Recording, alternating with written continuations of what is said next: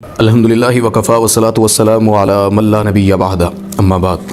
آج ہم سورۃ البقرہ کا دوسرا رکوع شروع کریں گے انشاءاللہ۔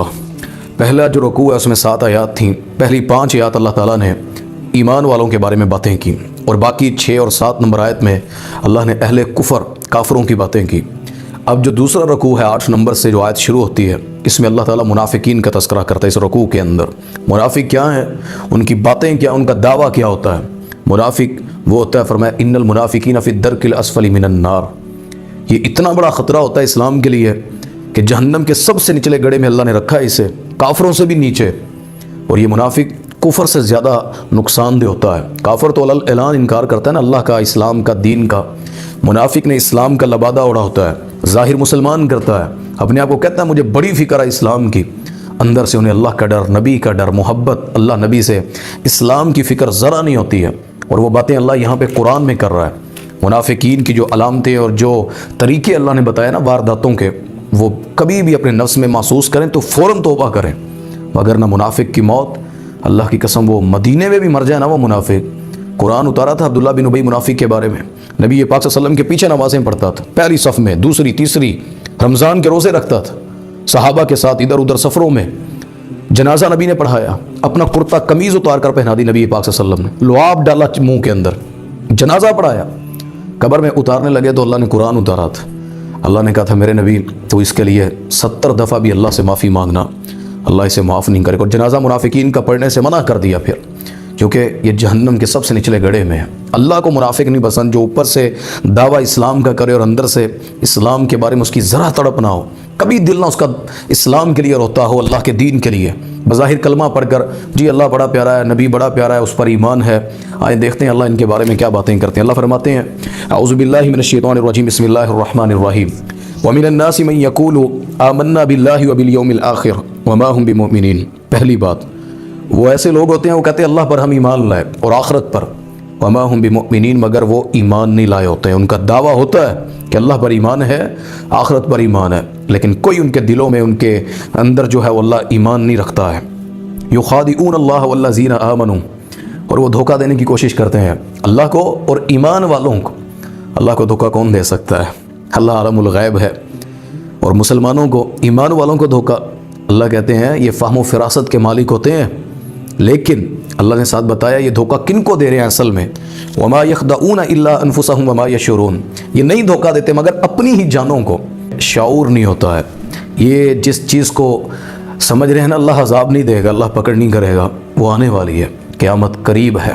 قبر میں جائیں گے، اللہ ان کے حساب و کتاب کھول کر رکھ دے گا، تم ہو کیا، تم نے اسلام کو دھوکہ دیا، اللہ کو، ایمان والوں کو دینے کی کوشش کر رہے تھے، او چکھو مزہ تم۔ کس طرح کا مزہ اللہ نے تذکرہ کیا، اللہ فرماتے ہیں فی قلوبہم مرض، ان کے دلوں میں کیا ہے، مرض ہے، ایسا گند ہے، وہ ایسی تکلیف ہے، وہ ایسی ان کے اندر مرض ہے، فرمایا کہ فزادہم اللہ مرضا، اس مرض کو اللہ بڑھا دیتا ہے، زیادہ کر دیا اللہ نے اس تکلیف کو، اس خیانت کو، اس دھوکے کو۔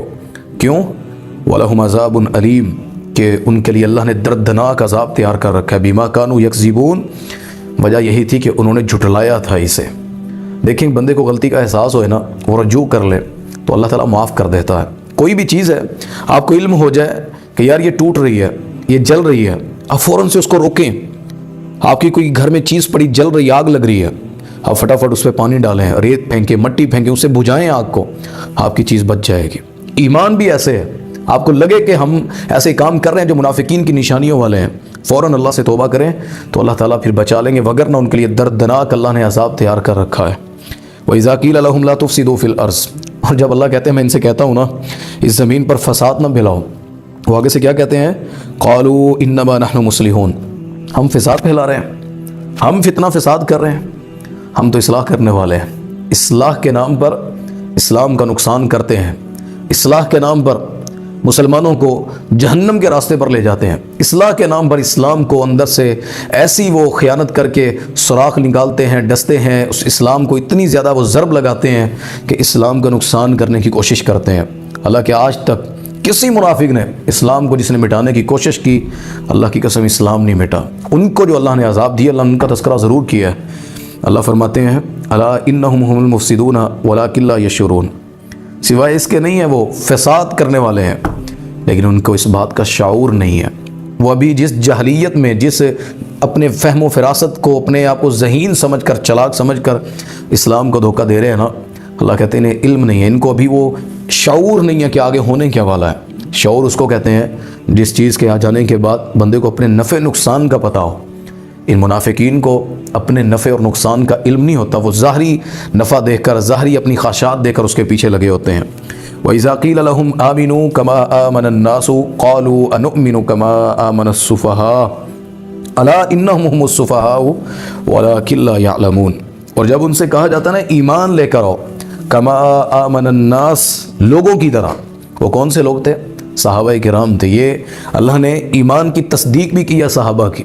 آپ اس کو سمجھیں نا ذرا، اللہ کن کا کہہ رہا تھا ان کو؟ جو ان کے سامنے تھے نا، جو ان کے اندر موجود تھے. اللہ کہہ رہے تھے اس طرح ایمان لے کر آؤ. لوگ یہاں پر تقسیم کرتے ہیں، جی صحابہ میں سے آدھے ایمان نہیں لائے، فلاں ایسے تھا، فلاں ایسے تھا. اللہ ان کے ایمان کی تصدیق کر رہا ہے، اور اللہ نے کسی کو الگ نہیں کیا اس میں سے. وہ صحابہ جو ایمان کی حالت میں نبی پر ایمان لائے اور ایمان کی حالت میں دنیا سے گئے، اللہ ان لوگوں کی بات کر کے کہہ رہے ہیں ان جیسا ایمان لے کر آؤ. وہ آگے سے کہتے ہیں ہم ایمان ان کی طرح لائیں جس طرح بے وقوف ایمان لائے. معاذ اللہ، صحابہ کی توہین کر رہے ہیں. یہ بے وقوف لگتے تھے انہیں، کیونکہ اسلام آنے کے بعد نا صحابہ کے گھر بار، اولادیں، ان کے بزنس بنے بنائے مکہ میں کون چھوڑ کر جاتا ہے؟ لوگ ایمان چھوڑ دیتے ہیں، اپنا بزنس نہیں چھوڑتے. لوگ خیانت کر کے، دھوکہ دے کر، اپنی دنیا کی خاطر اللہ کو چھوڑ دیتے ہیں، اپنے گھر بار کو نہیں چھوڑتے، بیوی بچے نہیں چھوڑتے. اور صحابہ نے یہ چھوڑے ہیں. عبد الرحمن بن عوف رضی اللہ تعالیٰ عنہ، بیوی بھی واپس لے لی، بچے بھی کھینچ لیے، سواری بھی لے لی، جسم کا لباس بھی کھینچ لیا. نبی پاک صلی اللہ علیہ وسلم مدینہ گئے نا، ٹاٹ باندھ کر کھڑے تھے، کپڑا باندھ کر. اور میں عبد الرحمن یہ کیا حالت، اور میں آپ پر ایمان لانے کی مجھے یہ سزا دی گئی ہے، میں سب کچھ لٹا آیا ہوں، اللہ کے سلام میرے پاس کچھ نہیں بچا. اور میں عبد الرحمن ایمان بچا کر آئے ہو، ایمان لے کر آئے ہو، تو اللہ کی قسم تمہارا کچھ نہیں لوٹا. اللہ نے 6 سال میں عرب کا سب سے امیر ترین تاجر عبد الرحمن بن عوف کو بنا دیا رضی اللہ تعالیٰ عنہ. ایمان ہونا چاہیے. تو اللہ تعالیٰ یہاں ان کی بات کریں جن کو وہ بے وقوف کہتے تھے کہ یہ کلمہ پڑھ کر اپنا سارا کچھ لوٹا دیتے ہیں، مارے کھاتے ہیں، جس رب کو دیکھا نہیں اس کا تذکرہ کرتے ہیں، اپنے آپ کو جس طرح یہ نبی کہتا ہے اسی طرح چلاتے ہیں. اللہ کہتے ہیں یہ ایمان والے ہیں، بے وقوف نہیں ہیں. الا انہم هم السفہاء، خبردار یہی بے وقوف ہیں جو کہہ رہے ہیں. ولکن لا یعلمون، ان کو علم نہیں تھا، کہ یہ جانتے نہیں تھے کہ اصل بے وقوف کون ہے، اور یہ خود ہیں. اللہ تصدیق کر رہے ہیں. اور اللہ فرماتے ہیں وَإِذَا لَقُوا الَّذِينَ آمَنُوا، اور جب ان سے وہ دیکھتے ملاقات کرتے ہیں ایمان والوں کے ساتھ، قَالُوا آمَنَّا، ہم ایمان لائے تمہارے ساتھ جس طرح تم لے کر آئے ہو. وَإِذَا خَلَوْا إِلَىٰ شَيَاطِينِهِمْ، جب وہ شیطانوں کی طرف، یعنی اسلام کے دشمنوں کی طرف وہ ملاقات کرتے، ان سے جدا ہو کر اسلام والوں سے ان شیاطین کی طرف جاتے، خلوت میں جاتے، قالوا انا معکم، کہتے ہم تو تمہارے ساتھ ہیں، ادھر تو ہم ایسے ہی حاضری دینے گئے تھے. بڑے لوگ ایسے ہوتے ہیں، کبھی کبھار مسجد آ جاتے ہیں، کبھی کبھار کسی اسلامی پروگرام میں جا کر جی حاضر ہیں، جی بتائیں اسلام کے لیے سب کچھ حاضر ہے. جب اپنی قوم میں، اپنے گھر میں، اپنے اہل خانہ میں جاتے ہیں تو مذاق اڑاتے ہیں اسلام کا. وہ میں مولانا صاحب کے ساتھ ایسے ہی گیا تھا، میں تو ایسے ہی مولوی صاحب کے ساتھ سفر پہ گیا، تو بس انہوں نے بلایا تھا تو میں نے کہا محفل اٹینڈ کر لوں، میں دین کی بات سن لوں. یہ اللہ کہہ رہے ہیں ایمان والوں سے ملتے ہیں تو کہتے ہیں ہم تمہارے ساتھ ہیں. میں کافر کی بات نہیں کر رہا، یہ منافقین کی آیات ہے. اللہ کو کہ اللہ فرما رہے ہیں، یہ کہتے ہیں ہم تمہارے ساتھ ہیں. وَإِذَا خَلَوْا إِلَىٰ شَيَاطِينِهِمْ، جب شیطانوں کی طرف، وہ جو اللہ سے دور ہیں، شیطان اللہ کا دشمن ہے، تو اللہ کے دشمنوں کی طرف جاتے ہیں نا، بے نمازی، بے دین، دنیا داروں کے پاس، تو کہتے ہیں قَالُوا إِنَّا مَعَكُمْ، ہم تمہارے ساتھ ہیں. إِنَّمَا نَحْنُ مُسْتَهْزِئُونَ، پھر وہ کہتے ہیں ہم تو صرف مذاق اڑاتے ہیں، ہم تو ٹھٹھا کرنے والے ہیں، ہم تو ان کے ساتھ مذاق میں اس طرح یہ سارے دعوے کرنے والے ہیں. اللہ یستہزئ بہم ویمدہم فی طغیانہم یعمہون، یہ اللہ ان کا مذاق اڑاتا ہے. اللہ فرشتوں میں کہتا ہوگا نا کہ دیکھو یہ میرے بندے، یہ سمجھتے ہیں شاید یہ اللہ سے دھوکہ دے رہے ہیں، اکیلے میں، تنہائیوں میں، یہ دین کو چھوڑ کر اپنے آپ کو چلاک سمجھنے والے سمجھتے ہیں ہم مسجد میں قاری صاحب کو دھوکہ دیا، ہم فلاں سے بچ گئے، اور کاروبار میں اتنا خوش ہوتے ہیں، دنیا میں. اس کمانا بری بات نہیں ہے، منافق بن کر کمانا غلط ہے. اللہ کہتا ہے دنیا میں رہو، کھاؤ پیو، جو اللہ نے تمہیں نعمتیں دی اس سے استفادہ کرو، لیکن اللہ کو چھوڑ کر دھوکہ دے کر کرو گے تو اللہ کہتے ہیں اللہ یستہزئ بہم ویمدہم فی طغیانہم یعمہون، یہ ڈھیل دے رہا ہے اللہ تمہیں. اللہ ان کا مذاق اڑاتا ہے اور انہیں ڈھیل دیتا ہے اور چھوڑ دیتا ہے انہیں ان طغیانیوں کے اندر، یعمہون، اور وہ سرکشی میں اپنی حیران پھرتے رہتے ہیں، ان کو کچھ سمجھ نہیں آتی یہ ہو کیا رہا ہے، پریشان بھی رہتے ہیں. اقرار بھی کرتے ہیں اللہ سے دین سے دور جانے کا، بندہ کہہ دیتا ہے نا، لیکن اللہ کہتے ہیں ان کے دل پھر بھی حیران پریشان عجیب سرکشی میں پھرتے رہتے ہیں، ایمان نہیں ہوتا نا اندر۔ اولئک الذین اشتروا الضلالۃ بالہدیٰ، یہ وہ لوگ ہیں جنہوں نے خرید لیا ضلالت کو ہدایت کے بدلے میں، یعنی ظاہری فائدے کو دیکھا انہوں نے، دنیا کے نفع کو، نماز کو چھوڑنا، دین کو چھوڑنا، اسلام کی سختیوں کو اپنے لیے آزمائش سمجھنا۔ اللہ کہتے ہیں انہوں نے ضلالت کو خریدا ہے ہدایت کے بدلے میں، ہدایت نہیں لی انہوں نے۔ فما ربحت تجارتهم وما كانوا مهتدين، ہائے اللہ کہتا ہے ان کی تجارتوں نے بھی نفع نہیں دیا، یعنی ہم مر جائیں، ہے کسی کی دولت جو کسی کو موت سے بچا لے، ہے کسی کی دولت جو ان کو ایمان لا کر دے دے، وما كانوا مهتدين، یہ ہدایت نہیں پانے والے اپنی دولتوں کی وجہ سے، تجارتوں کی وجہ سے۔ دولت، چیزیں، سٹیٹس، علم، شہرت، ان سے ایمان نہیں آتا، ایمان آتا ہے قلب سلیم کے ساتھ، اللہ پر صحیح معنوں میں دل کے ساتھ ایمان لانے کے ساتھ۔ مثلہم کمثل الذی استوقد نارا، ان کی مثال اس طرح ہے جس طرح کسی نے آگ جلائی، فلما اضاءت ما حولہ ذهب اللہ بنورہم وترکہم فی ظلمات لا یبصرون، جس نے آگ جلائی تو اس کے ارد گرد روشنی ہو گئی، اجالا ہو گیا، ما حولہ ذهب اللہ بنورہم، پھر ان کے نور کو اللہ تعالیٰ لے گیا، وترکہم فی ظلمات لا یبصرون، اور چھوڑ دیا ان کو اندھیروں کے اندر، لا یبصرون، نہیں دیکھ پا رہے تھے۔